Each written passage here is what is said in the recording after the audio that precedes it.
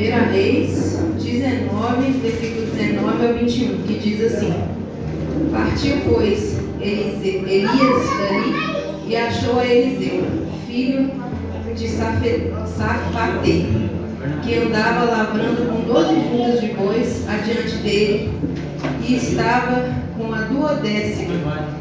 E Elias passou por ele e lançou a capa sobre ele. Então deixou ele os bois, correu após Elias e disse: Deixa-me beijar meu pai e minha mãe, e então te seguirei. E ele lhe disse: Vai e volta, pois que te eu fiz eu. Voltou, pois, de o seguir, e tomou a junta de bois, e o matou, e com os aparelhos dos bois, cozeu as carnes, e as deu ao povo, e comeram. Então se levantou e seguiu a Elias, e o servia. Amém? Glória a Deus pela palavra.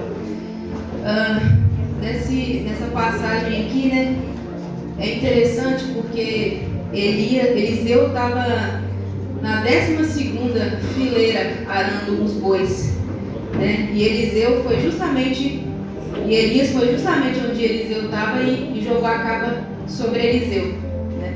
Aqui nos mostra que não existe esconderijo, não existe lugar onde o Senhor não possa nos achar, né? Se nós somos escolhidos dele, ele vai nos achar onde quer que a gente esteja.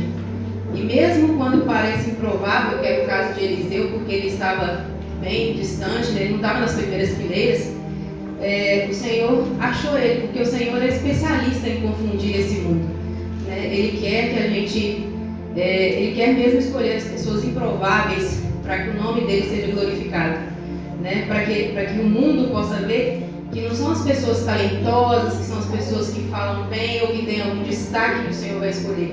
O Senhor vai escolher aquele que seja segundo o coração dele, né?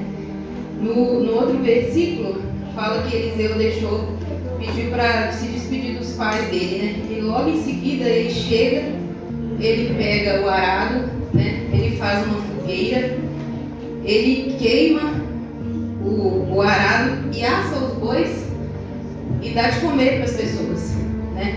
Eu creio, no meu entendimento, que nesse momento ele faz isso por quê? Porque ele não tinha intenção de voltar.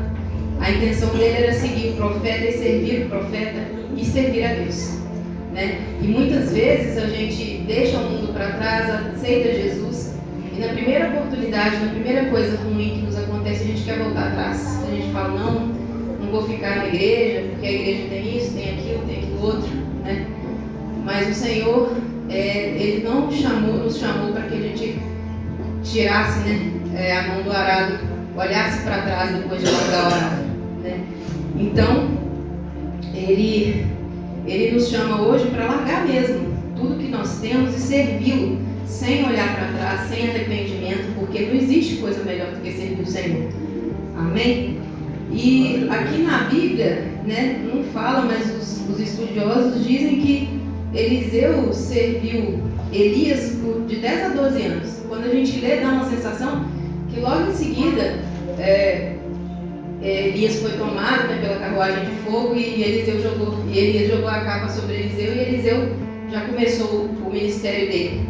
Mas não, né, ele ficou de 10 a 12 anos, né, aprendendo com o profeta, aprendendo a ser um homem de Deus como Elias, né? É por isso que muitas vezes a gente chega na igreja e o pastor às vezes não dá uma oportunidade, o pastor às vezes não coloca a gente para fazer alguma coisa e às vezes a gente fala: poxa, mas o pastor não me chama, não participo de nada, ou então só me chama para fazer coisas menores.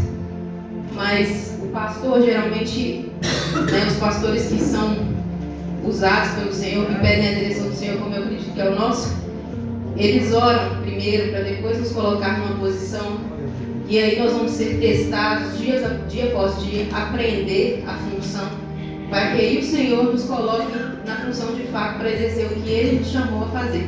Aleluia. Amém? Então,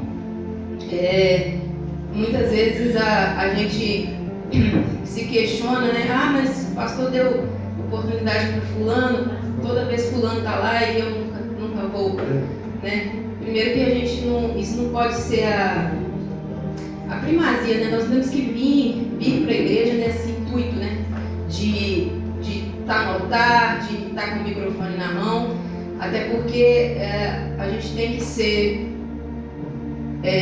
testado, não é aqui em cima, é da igreja para fora, né? Você tem que mostrar que você é profeta, que você é de Deus, que você está na igreja, independente do seu cargo, é lá fora, né? É lá que você vai ser testado, que as pessoas vão olhar para você e falar: você é crente, né? Você é crente. Eu fico alegre quando alguém chega perto de mim e fala comigo: você é crente, não é? Eu falo: sou. Aí eu fico esperando a pessoa falar por quê, né? Que ela acha que eu sou crente. E aí geralmente ela fala: não, porque você tem um jeito diferente de falar, né? Você fala de Deus o tempo todo. Então, assim, que as pessoas nos notem, né? Lá fora, para que dentro da igreja seja o mínimo. Porque aqui são poucas horas que ficamos por semana. Mas lá fora é toda a nossa vida que está, né? Nesse mundo que tenta nos tragar todo o tempo. E é lá que a gente tem que dar o nosso maior testemunho, né? É lá que nós vamos ser provados para que o Senhor venha nos colocar numa posição, seja de destaque ou não, porque isso pertence a Ele, isso depende dEle, porque a glória não é nossa, né? E não interessa se eu estou aqui, se eu estou limpando o chão, se eu quero servir ao Senhor, né? Para que o nome dEle seja exaltado e não eu, né? Eu não quero que as pessoas venham na igreja para me ver ou para ver o pastor. Eu quero que as pessoas venham na igreja para entregar o culto para o Senhor, porque Ele é que é digno de todo louvor e adoração, né? Que nós não venhamos na igreja para cantar só por cantar, né? Ah, porque eu gosto dessa música, porque eu gosto de cantar na igreja, ah, eu vou pregar porque eu gosto de pregar, porque eu falo bem, falo muito, né? Não, porque eu tenho uma boa oratória, não. Né? A gente tem que vir para entregar para o Senhor, para servir para Ele.